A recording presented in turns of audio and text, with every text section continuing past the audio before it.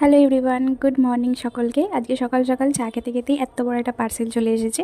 পার্সেলটাই ছিল হচ্ছে mattress topper, যেটা ফ্লিপকার্টে আমি দেখেছিলাম। অনেক দিন ধরেই খুঁজছিলাম যে ম্যাট্রেসের ওপরে কী পাতলে আমি কমফোর্টেবলি শুতে পারবো, ঘুমাতে পারবো। তো এটা আমি দেখতে পেয়েছিলাম খুব রিজনেবল প্রাইসে, আর ভীষণই ভালো, সত্যিই ভীষণ ভালো। আমি এটাতে শুয়েও দেখলাম, বসেও দেখলাম, মোটামুটি ভীষণই ভালো। এখনও রাতটা কাটাইনি, মানে এক রাতও হয়নি, এটা দুপুরেই দিয়ে গেছে। তো যাই হোক, আমি রাত্রেবেলা ঘুমানোর পর তোমাদেরকে ভালোভাবে বলতে পারবো যে এটা আরও কেমন, কারণ রাত্রেবেলা ঘুমোতে আমার এই প্রেগনেন্সিতে ভীষণই অসুবিধা হয়।